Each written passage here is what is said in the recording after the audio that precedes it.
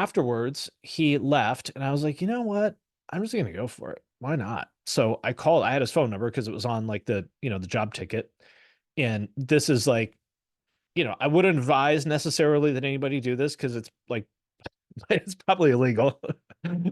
Hey friends, I'm Dennis Geelen, author of The Accidental Solopreneur. Welcome to the Happy Accidents podcast, where we dive into real stories of unexpected success, from chance encounters in everyday life to the serendipitous moments that shaped thriving businesses. Each episode uncovers surprising events that anyone can learn from. Let's jump into today's adventure. Finn McKenty has a super impressive resume and a pretty cool story to share about how serendipity has played a role in his journey. This guy has done product design and marketing for huge names like Abercrombie and Fitch, Swiffer, Febreze, Quicksilver, DC Shoes, Red Bull, Element, Nike, and the list goes on and on. That's a pretty impressive list of brands to be working with. But on the other side, in the online education space, he has also helped drive over $15 million in revenue for both Creative Live and also now URM Academy, where he's currently the head of product. But on top of that, he's also a content creator. And his resume there is just as, if not more, impressive. He's generated over 130 million views and 760,000 subscribers on YouTube across two channels. He's got 105,000 followers on Instagram and another 15,000 on LinkedIn. And so lots to dig into today with Finn McKenty. Welcome to the Happy Accidents podcast.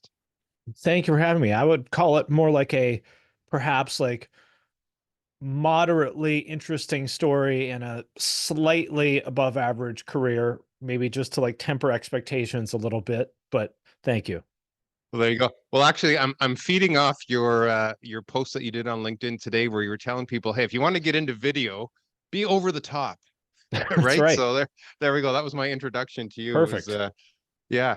So let's dive in a little bit because we've actually got a bit of a serendipitous story how you and I connected, and it was through a LinkedIn post that you shared recently, maybe a week or two ago. Um, and it tells the story of how you first got into your first real design job, as you call Mhm. it, by taking a wild chance. This is like 20 years ago. Can you just share that story with us here? Yeah. So to make a long story short, at the time, this was 2002, I believe, and I was 23, 23 then, I guess, maybe 21. And I desperately wanted a career as a graphic designer, and I hadn't yet gone to college for that. I eventually did, but I hadn't yet. And so I was just kind of like, I kept bouncing off of the industry every time I tried to get in. Like I would get a couple, like had a couple freelance clients here and there, and I had a little short job at an agency that didn't really last long, but it never really stuck. And I felt like I was never going to get in because, for years and years and years, I'm just like kept bouncing off of this wall and I just couldn't get in. And I was so frustrated. And I was working in a print shop at the time. And if you've ever done printing, like it sucks. It's not fun. It's, like standing there for 10 hours, like punching holes and stuff like that. It's loud and nasty. And half the people we work with are, you know, ne'er-do-wells. So it was not great. And I felt very, I just felt very stuck. And I felt like honestly pretty desperate. And 23 is not old, but that's the time where, some of my other friends had graduated from college and were starting to get their career started. And I was like, well, here I am still working at the print shop. This is not good. So one day, a guy came in. We printed a brochure for his ad agency, which at the time was just a little agency in Seattle that had just started up. And something went wrong with it. I didn't print it, so I don't remember what went wrong with it. But they were like, "Hey, can you talk to him and help him sort this out?" Because I guess they thought I would do a better job of talking to him than the other people. So I did. And as we were waiting for them to sort of figure out what was up, I chatted with him about the agency, and he was telling me, "Oh, we did some stuff for Subaru and Helly Hansen and this and that." It's like, "Oh, this sounds pretty cool." And this guy, was a little bit older than me. He's like maybe 30 at the time or something, but not much. I was like, "This guy seems pretty cool." And so afterwards, he left, and I was like, you know what?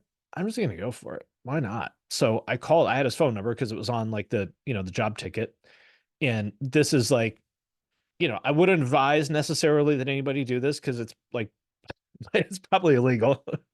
Um, but I just called him and I said, "Hey, this is like later that day. I was like, hey, this is like totally out of the blue, and apologies if I'm overstepping, but it seemed like you guys are doing really cool stuff at the agency, and you seem like a cool guy. So I just thought I'd see if maybe you might have a job for me." And it took a little bit to figure out, but eventually we did. And then that was like my kind of first real design job. I ended up doing stuff there for Nike, Nintendo, and Red Bull. And to be clear, the work I did for them was, I would say, not good. So I apologize to our clients there. I mean, they're long gone, I'm sure, but it got my foot in the door. And once you Yeah. have names like that on your resume, it gets a lot easier to get other people to say yes to you. That first yes is the hardest to get. So just to sort of circle back to the topic of the conversation here, like to me is a good example of what they say, is like preparation is when luck meets opportunity, right? And or as they say, like in fighting, the more I train, the luckier I get. It's like, oh, it's a lucky punch. All right, well, I also trained it 1,000 times in the last month, so Mhm. was it lucky? I don't know. But, you have these serendipitous moments where you sort of see that there might be a crack of daylight, and can you worm your way in there? There's lots of other times where I tried stuff like that and it didn't work, but Yeah. it only has to work once to change your life. Yeah, exactly. And I just love that story because you could see, yeah, you were only 23 at the time. Looking back, you're like, wow, things could have played out. You don't know, but you shot your shot, and Yep. that's the advice out there all the time, right? Is go for it. Like Yep. in the moment, you're thinking, man, am I ever going to get a job? But you're only 23, but your friends are moving on. They're doing stuff, so you're feeling it in the moment. But there's always that, yeah, but what if you didn't? Sure. You And, might still you might still be there. 23 is like, it's obviously it's young, but it's also like, well, I mean, it, things are not met. Like people are always like, oh, don't worry, it's going to be okay. Why would it be okay? It's not going to just magically be okay. Yeah. So it's not a guarantee. I know plenty of people, like my parents and all their friends, like are mostly not happy people and have never been happy because they didn't make good choices all their lives. Yeah. So it's not like there's some, magic fairy that comes along and says, "Oh, you waited your turn. Like now, magically, just because you existed for this many years, things are going to be okay. You got to make them okay. And one of the ways to make them okay is to shoot your shot." Yeah. Yeah. Do you think it's a matter of people just get comfortable, or is there an element of fear? Like what holds people back from taking that shot? Probably all of the above, but I mean, fundamentally, humans have a desire to be safe, and we're scared of the unknown. And so, oftentimes, I think the sort of mental calculus is that the unknown that I'm comfortable enough in the current circumstances that, fear of the unknown outweighs whatever discomfort I have right now. And I don't have that for the most part. I think a lot of that, like, I think a lot of that is just sort of like it's a combination of like your genetics and sort of your early, childhood life experiences. So, Yeah. to some extent, we are who we are, but we all have the choice at any given moment in time. Like you have the choice to do whatever you want right now. You can do anything. If you want to get out, Yeah. if you want to run outside in the street right now and set your hair on fire, you can do it. Yeah. Like And you have and the and I'm choice to do literally anything you want. I'm sure that incident only just reinforced that and gave you a little more confidence. So I'm assuming that wasn't the last time you shot your shot. It was 20 years No. ago. It seems like you've been doing it all along since then. I've always done it. I'll give you another example of it. A couple years after that, Hey there, real quick. Listen, I really hope you're enjoying this episode of the podcast. If you're listening on Apple or Spotify, do me a favor and give it a rating and make sure you're subscribed so you don't miss an episode. If you're watching on YouTube, hey, give this video a like, send me your thoughts in the comments, and make sure you're subscribed here as well. Okay, back to the show. when I was in college, was maybe 2005 or something like that, 2004. Yeah, I think it was 2004. I, had gotten more kind of opportunities and stuff, um, as a designer, but still kind of not really, hadn't really gotten where I wanted to go. And I was still in school then. But I really wanted to do like videos at the time. This is when I learned how to do videos. And so I made, getting back to this idea of like where preparation meets opportunity. So I understood that nobody is going to pay you to do something for the first time, or probably they won't. You got to show them that you can already do the thing. So I made some videos with my friends. Like I made like a skateboard video and a couple other little things, just a couple like short little animations and stuff like that, and put them, but they were well done, or at least reasonably well done for the time. And I put them on a DVD because this is 2004 when physical media was still a thing. And I burned, I don't know, 100 or two DVDs, like just doing a couple a day on my computer at home. And I made a little sort of booklet for them. And I couldn't print the DVDs, like screen print the DVDs, because that's really expensive, but I spray painted them. I made a stencil that sort of it took advantage of like spray paint looking sort of like grimy. So it actually looked cooler than screen printed because it was like a little stenciled spray painted DVD. I put them in a Nice. package, and then I would send a few of those every week. I would just look through magazines and stuff for any company that I thought was cool. I would just find some address for them online and try to find someone in marketing or whatever and put their name on it, send them a package and say, "Hey, I think what you guys are doing is cool. I make videos. I'd love to work with you if there's something." And I sent out, I don't know, a couple hundred of those, and I heard back from two people, one of which was a guy named Chris Wren from Bridge 9 Records, who I still talk to. He gave me a small project. Shout out to Chris. The second was a magazine at the time called Flow Multizine, which did a magazine, DVD, and CD all in one. And it was I thought it was a much bigger operation than it actually was. It was just one guy. Keith Dinnerstein did all sort of he was the publisher and he did all the ad sales and stuff. And he emailed me like a couple days afterwards and he was like, "Hey, I got your DVD. Sounds cool. I need some help.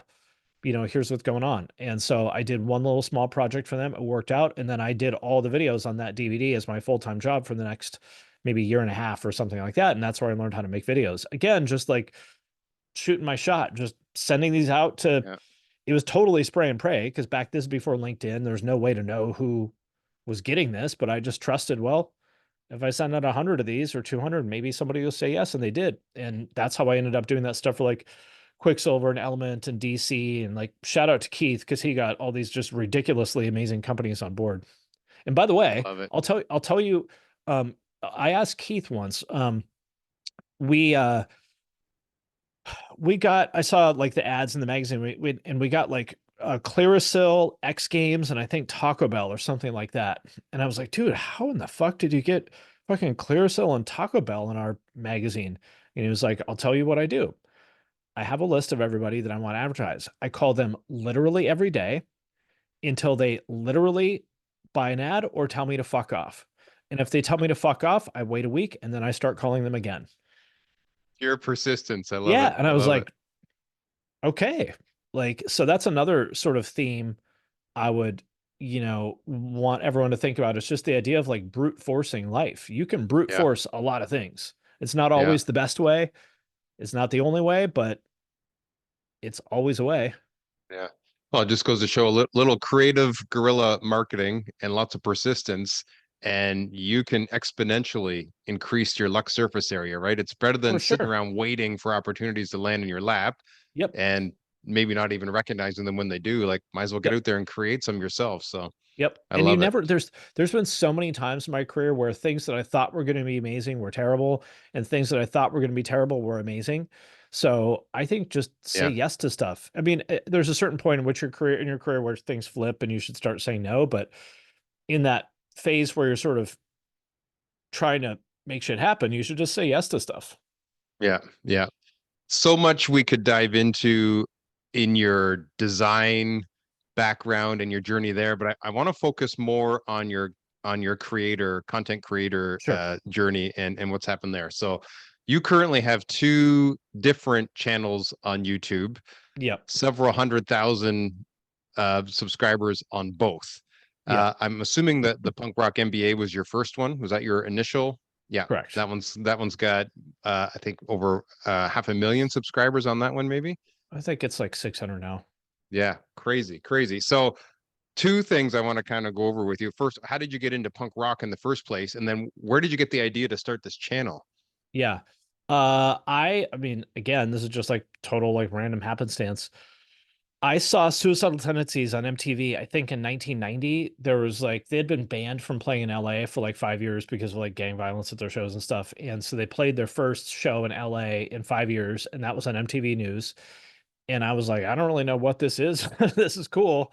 And so I took my birthday money and I bought a copy of one of their albums, and that was sort of led me down the rabbit hole of all that stuff. And the channel, originally, the I started it in September of 2017, right after I quit Creative Live. And the original idea for the channel was going to be to help people like me who sort of come from kind of a non-traditional background figure out how to have like a successful career. Because I think it's just like, for me, because nobody in my family understood this stuff, I was just flying blind. And so all this stuff I had to figure out myself. And I thought, well, if I could give other people, a pathway to figure it out, they could do it a lot faster than I did, and their lives would be a lot less unpleasant than mine was. So that was the original direction for the channel, but turned out nobody cared about that. So after 6 or 9 months or something like that, I was like, well, I've written about music before. I know how to talk about this. I know sort of what people care about there. So I switched the focus of the channel to talking about music, and then it sort of immediately took off, and I was getting, tens of thousands of views on everything pretty quickly. Yeah, love it. And I mean, I've taken a similar path in so many different areas of my own entrepreneurial thing. You start something thinking, oh, this is what it's going to be, because you like it, Yep. because you think it's good, because you're passionate about it. But is that what other people want? And then you end up finding out, no, they actually want a variation of that or something very Yep. different. So you pivot and you just follow the market, right? So pretty cool to see that's how a very successful channel started and has progressed now to this day. So I'm assuming you've had to learn a ton about the video space, about growing on YouTube, about how to hook in people with a good video and titles and like all that stuff you kind of had to learn on the go? Or did you have a mentor or a coach that you No, I were mean, I learning knew from? most of that stuff already. For one, because I already made videos for years for that magazine. Right. Also, when I was at Creative Live, me and a couple other people did we were very early to like the founder-led marketing thing, founder brand. So we did all the CEOs, like social media and stuff. Chase Mhm. Jarvis, some people would know who he is. So we did his YouTube channel and stuff for years. So I already kind of understood that stuff. I did have of course, some people who helped me out a lot. In particular, there's a guy named Ryan Bruce. He has a channel. People know him as Fluff on YouTube. He has like a guitar channel, and he lives here, and I'm friends with him. But um, I would say I knew most of that stuff already, which is the reason why it happened for me relatively fast. Right. But I mean, there's always, you're always learning. Yeah. Yeah. Yeah. I guess you had a bit of a running head start understanding the video game, Yep. to start off with. And that obviously translates into, hey, this is good content that people are going to enjoy on YouTube. Once you find that niche and dial that Right. in, Right. it was just going up. So then why the second channel? What sparked that idea? The second channel is all clips from my Twitch streams, which I don't do anymore. I quit doing it earlier this year because it's just too much. But I needed a place for those, so I started streaming on Twitch in 2021, and I would stream for 3 hours a couple times a week. And I figured, Mm, well, this is sort of the standard playbook. Everybody does it now. They did it back then, but it wasn't as common. If you're on there for 3 hours, can you come out? Can you create whatever 3 or 4 clips a week out of that to put those on YouTube, and then monetize it twice, basically. So that's what yeah, that channel is. nice. So you'd already grown this following with the punk rock MBA. You're like, okay, I can translate this into another channel, Yep. reuse the content I'm already doing on. Yeah, so Yep. made perfect sense. Nice. And then that one has grown to a few 100,000 Yep. subscribers as well. So Yep. very good. And now it looks like obviously, since you're quite good at this, you love what you do. You've done it with a few different channels. Now you're teaching other people how to grow on YouTube as well. Was that just a Yep. And natural LinkedIn. progression for Yep. you? Yeah, YouTube and LinkedIn. I teach people how to grow on both of those. So what I've observed is that there's a lot of people who had the same problem that I did of, you're good at what you do. And when you do, and you work, and the people who do work with you, like, say it's great, have a good experience, but it's just sort of, you realize that not enough people know who you are. Like, visibility is the binding constraint for your business. And those are the people that I want to help, people who are good at what they do, and they've sort of realized, if you just keep your head down and stay humble and work hard, doesn't mean anybody's going to notice you or care. Hmm. Unfortunately, I wish that's the world we lived in, but it's Yeah. not. You got to raise your hand. You got to let people know that you're out there. You got to let them know what you do, why they should work with you. And that's not, the people I want to work with are the ones who don't necessarily want attention, but know that they need it. Let's Yeah. put it that way. Because, like, Yeah. the people who want attention, that's cool, but I don't really get along with them. So I would Yeah. choose not to work with them. Yeah. I know you describe yourself as an introvert. Yeah. I'm an introvert as well, and uh, I'm sure lots of people are surprised when they see your content. Like, wow, how does an introvert get on the camera and do such a great job of that? Speaking for myself, it was a very uncomfortable thing in the beginning. I don't like to be self-promotional. I'm not extroverted. Is this going to translate? But I do enjoy learning how to do it well, all the different aspects, how to hook people in. Yeah. Is that kind of is the same for you? Yeah. Yeah, I mean, I'll do whatever it takes to get where I want to go. If I got to make videos, then I'm going to make videos. If I got to go knock on doors, then I'll knock on doors. I don't, I'm indifferent to kind of, the means that I have to take to get there. Like, if I got a goal, I'm going to do what it takes to get there. And I do enjoy, I like explaining things. I like helping people understand things. Like, the thing I enjoy more than anything else in the world is if I can help somebody solve a problem in their business that will in turn help them have a little bit of a better life. That makes me happier than anything else. So that's what I like to do, is sort of create content that helps people get unblocked. So I'm assuming you've helped quite a few people at this point. Have you seen like, wow, a video took off and this person, is now in front of millions of people, whereas if they hadn't gone that route, they would have been stuck where they were, 6 months Uh-huh. ago. Yeah, I would say the person I'd point to the most is you can look up the channel. It's called Sean A. BJJ. He's a friend of mine who he has an education app for jujitsu, and I've done jujitsu for a long time. I've also run online education businesses for a long time. So he mentioned it to me, and I was like, there's literally nobody else on the planet who will be able to help you better than I can, because I understand YouTube, I understand jujitsu, and I understand the online education business. So I am 100% Perfect. your man. Very unique. And he's a software engineer, and I used to write code for a living. So, like, just everything about that was the absolute perfect fit. Wow. Um, so yeah, he started it, I think, 3 months ago now, maybe, and I'd have to look, but he's got a couple 100,000 views in total, which is pretty Wow. amazing for 3 months. He's Yep. getting thousands of views on everything, and that's turning into, then people will go, the name of his company is called Digitsu, for anybody who wants to check it out. So some number of those people are going to click on the, they go, oh, this guy knows a little bit about jujitsu, I got to check his company out, and they do, and that's how it works. Yeah. So for people like that who have like a business where they're selling services or they're selling products, Yeah. um, what's your kind of advice on how to monetize? Is it more, hey, let's get you to the point where you've got, the right amount of subscribers and hours so you can cash in on the ads? Or is it more, let's learn how to sell through your video content and through the contents? Or what's kind of the strategy Well, that you take them yeah. through So it behind that? depends. The first thing, when I work together with somebody, the first thing that we want to do is define your goals in terms of specific business outcomes. And those are going to vary, and those will inform a lot of the decisions we make afterwards. So let's say, on the one hand, maybe you sell a B2B SaaS product with an average contract value of, say, 200 grand, and you only need to get 3 people a year to have a good business, because you have very good retention and they don't leave. So you're like, I only need 3 people a year. On the other hand, let's say that you sell t-shirts like this, and you need to sell 10,000 of them in a year to do well. Those are going to take us in very, very different directions, right? So, like, if you're the software person, I'd be like, YouTube is not the place for you. We need to be on LinkedIn, because people do not make B2B software decisions based on YouTube. Like there's people just, it's just not a thing. The Not how B2B it works. audience Yeah. does not exist on YouTube.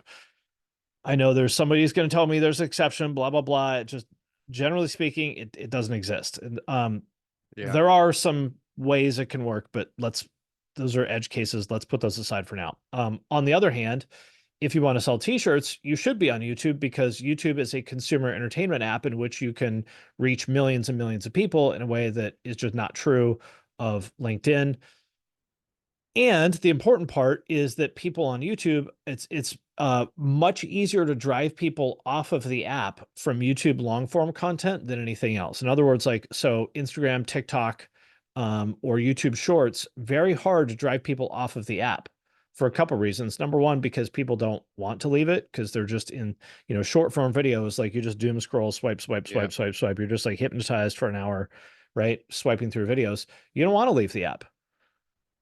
So yeah, you could do a link in bio kind of thing, but you don't, I mean, how often you don't want to do that, right? And the apps don't make it any easier for you either because they don't want you to leave the app either. So Yeah. YouTube long form is sort of uniquely good at driving a large volume of people into your funnel. So again, let's say that you sell t-shirts or say you sell like a course that's a lower ticket offer, like 149 or something like that.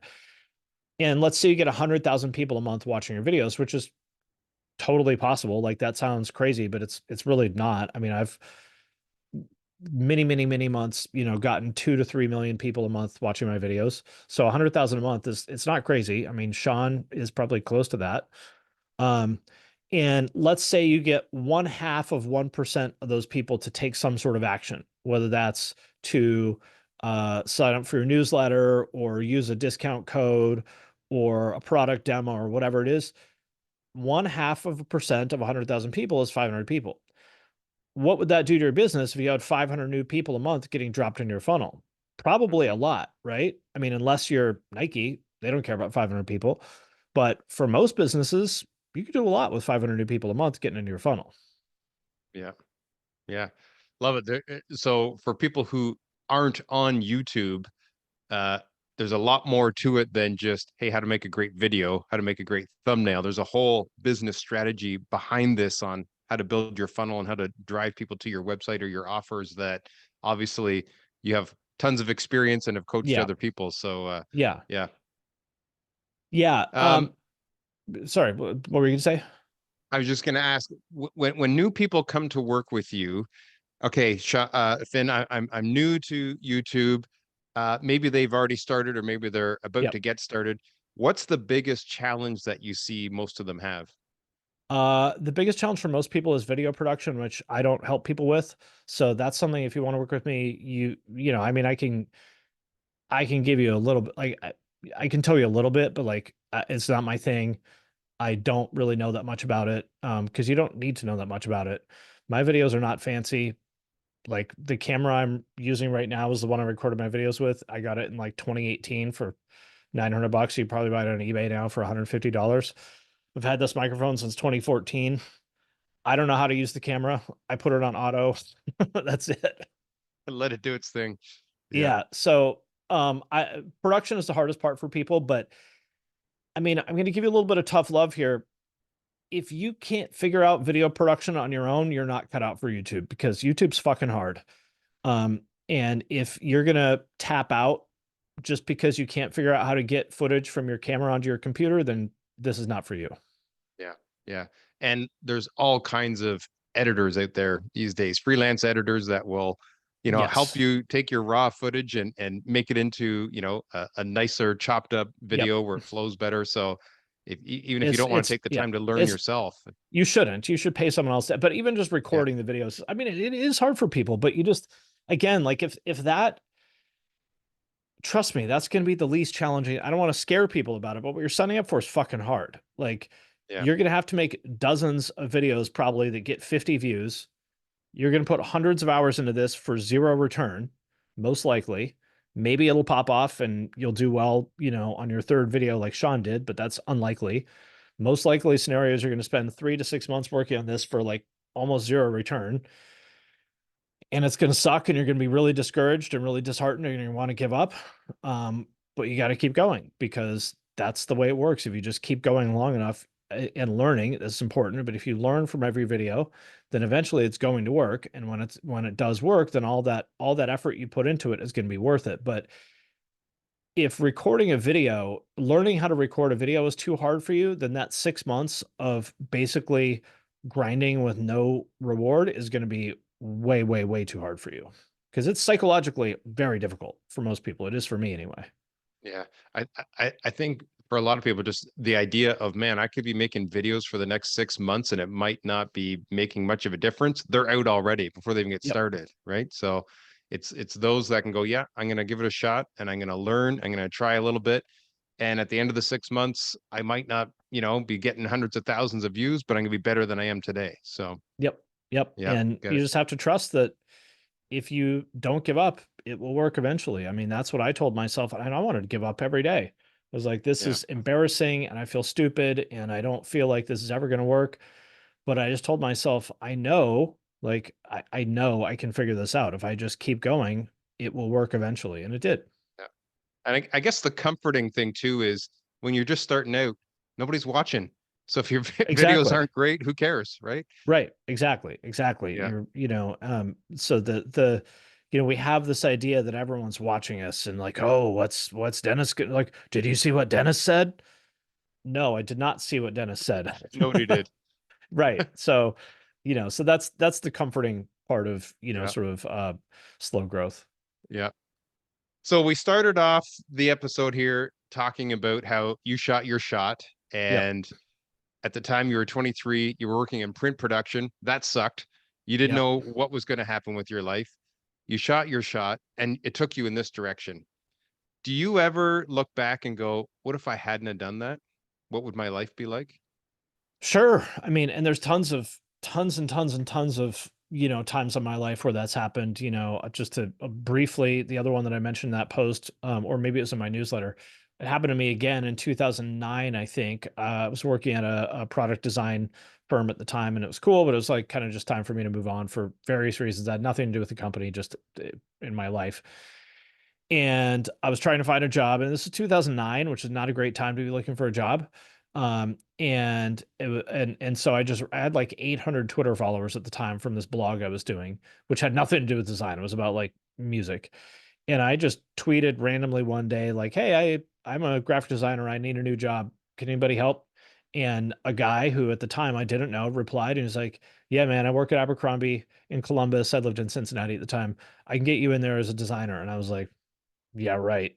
But I followed up with him and sure enough, about 6 weeks later, I had a job at Abercrombie as a designer. I was like, damn, that's just like No way. random dude. So shout out to Sean Kensrov, still a good friend of mine. 15 years later, this random dude on Twitter hooked me up with a job at the time, the number one like mall retailer at the world, just based on a tweet. So, Yeah. that's the way I would think about YouTube or LinkedIn or, any of these things is every time that you're making a post or leaving a comment or sending a DM or any of these things, you're playing the lottery, right? And, especially with things like DMs and comments, maybe it only takes you 30 seconds, but the value of that lottery ticket could be a whole new life Yeah. if you Yeah. want one. What's that Wayne Gretzky quote? You miss 100% of the shots you don't take. So might as well take Yeah. some shots and see what And happens, right? the specific point I want to make about those is this idea of sort of what they would call in like investing asymmetric risk profiles, meaning the risk of leaving a comment on one of your posts is basically zero because it takes me 90 seconds to write a halfway thoughtful comment. The risk of that is basically zero, but the potential outcome of that is like, what if after this conversation we really hit it off and you have an idea for a business that you want to start with me and we do that and 10 years later we sell it for $20 million, and it all started with a comment I left on your post. It could happen. Yeah. You never know. Yeah. Well, case in point, that LinkedIn post that you wrote about shooting your shot back in 2002, you and I were not connected at the time. Somebody else who is connected with you, but also is a fan of this podcast, commented and tagged me going, oh, this is an amazing story. Dennis, you should have Finn on the Happy Accidents podcast. It fits right in. you and I then connected, we chatted back and forth, and here we go. So I think I comments, replied. I had engagement, no idea who you were, DMs. but I think I replied to that Yep. because of everything we just talked about here. Maybe this is the worst podcast I've ever been on. Maybe it's the best one I've ever been on. I don't know, but I'm inclined Yeah. to say yes because, like, why not? The worst case scenario is I tell my wife, like, oh, I was on this terrible fucking podcast, but that, that's the worst case scenario. Exactly. Best case Exactly. scenario is that anything could happen. So I just always try to do little things to sort of increase my luck surface area. Like if someone tags you in a comment, reply to it. This is the craziest thing to me. So for on YouTube, if you go to someone's the about page on someone's channel, there's a field there for business contact information. And if you Yep. click like I forget what it says, like show email or whatever, then you will get an email that it will reveal an email address. And if you send something to that email address, then it goes to, whoever it goes to. The amount of YouTubers who never even check that email address is Mm, insane. Like I would say the majority of them don't look at it. yeah. So like you're having potentially like how many people visit your channel page every month? If it's a decent sized channel, thousands. Yeah. So there's thousands of people looking at your channel page. The people who are most interested are putting in effort to reach out to you and offer you opportunities, and you don't even read the emails. Yeah. It's insane. Mind blowing. Like you're just like doing everything you can to decrease your luck surface area. You're just like taking a pickaxe and like chopping away at it. Yeah. Yeah. And I often tell people there's two sides to this as well. Yes, you can do all the stuff to increase your luck surface area, right? Put out CDs, burn them and send them out to people. Shoot your shot, reach out to that Yep. person, engage. But then the other side is you have to be ready to recognize and then capitalize on those opportunities that come your way. And that's where a lot of people still fall down. Maybe they're out there doing the stuff, but then, seems a little risky.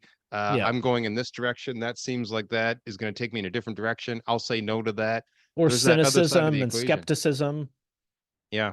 Yeah. Another example that YouTubers or creators do all the time is so I'm in, these group chats, a lot of them and stuff, and they'll send a screenshot of, an outreach email that they got. And they're like, hey guys, I just got this email. Is this legit? It looks like a scam. And it's, an outreach email from someone that's like, oh, I work for, I'm so-and-so from Squarespace. We want to work with your channel. Let us know if you're interested in any paid opportunities.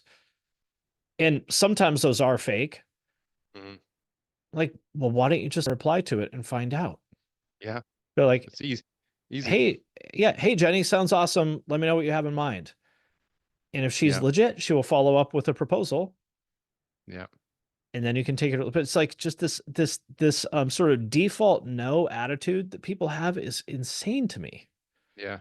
I've seen a lot of people starting to get around that now by being what they call a permissionless apprentice. Hey, I took a look at your website. I redesigned it. Have a Yeah. look, Yeah. right? Let me know. Hey, I took that last video you did and I redid the hook. Have a look, right? Yeah. So That's a now great it's like, idea. oh, this I love person's that. legit. I love it. And I can see their work already. That's such a better way to get in the door. And now you can get past that barrier of no that people have.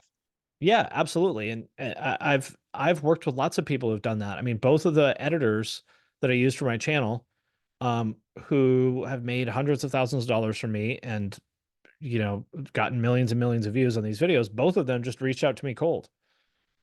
And Yeah. I don't remember exactly what they said to me, but they said something that made me go, yeah, let's try it. Yeah. I mean, it goes both ways, right? If you're willing to shoot your shot, you got to respect somebody else that's doing the same with you, right? I love it. Absolutely. Love your attitude. I love the journey that you've been on. I want to end this off with what would be one piece of advice you would have for somebody, going back to 23-year-old Finn, somebody in that spot where they feel like, oh, maybe my journey's not taking me where I think it's going to. What do they do? What would you do to get them to get out of that rut? Um, Two things. There's a mindset shift and a skill set shift that I needed to make that I think a lot of other people need to make. Well, the first one, the mindset shift, I didn't really need to make. I always sort of had this is like just you can never, ever, ever, ever, ever, ever, ever, ever accept defeat, no matter what. Ever, ever, ever, ever, ever. Like, you just have to be a pit bull that has your jaws locked in this shit, and you are never, ever going to let it go until you die. You have to have that mindset. And as long as you have that mindset, you will figure out the rest. The second part, the skill set piece, which took me a lot longer to learn just because nobody in my family knew about this stuff, is basically you will be successful to the extent that you can help other people make money. So put yourself as close to revenue as you possibly can. So for example, one of the things I had a bunch of student loan debt. To make a long story short, I paid off $90,000 in student debt in like 2 years because I learned how to run Facebook ads in like 2014 when not a lot of people knew how to do that. And so, and it was very easy to do that back then too. It's a lot harder now. So I had a nice little business for myself doing Facebook ads for a few different people. You know, I only charged them like $1,000 a month, but I had like 4 or 5 different people. And so I was making $4,000 to $5,000 a month running Facebook ads for a couple of years. I just saved all that money and just paid off my student loans, and they were like, would they pay? And like, so $1,000 a month is a lot of money to many people, but they were happy to pay me $1,000 a month because the work I did for them made them $5,000, $10,000, $20,000 a month. So I don't know about you, but if someone can make me 10 grand a month, I'll happily write them checks for $1,000 all day long. So you have to sort of look at it that way. It's like the thing that I am doing, how does that help them make more money? That is always the way to advance your own career the fastest. Love it. Yeah. Great advice. So for those of you out there who haven't already checked out Finn's stuff on YouTube, on Instagram, on LinkedIn, definitely check him out, connect with him. Where is the best place for people to connect and get in touch with you? LinkedIn would be the best place. The YouTube stuff, if you liked what we talked about here, the stuff I do on YouTube has nothing to do with that. So probably wouldn't be very interesting to you. It's just about music stuff. So connect with me on LinkedIn, FINNMCKENTY. Happy to talk to anyone about anything, chat, hit me up. Anybody is welcome to hit me up about anything. I love talking to people. Love it. We'll put your LinkedIn handle in the show notes so people can connect to you there. Perfect. Finn, thank you so much for being on the Happy Accidents podcast. Thanks for having me. Hey, thanks for tuning into the Happy Accidents podcast. I hope you find these stories as intriguing and insightful as I do. But make sure you don't miss an episode. You can subscribe to my Accidental Solopreneur channel on YouTube and watch these episodes in video form, or subscribe to the Happy Accidents podcast on Apple and Spotify for your listening pleasure. Until next time, stay lucky, my friends.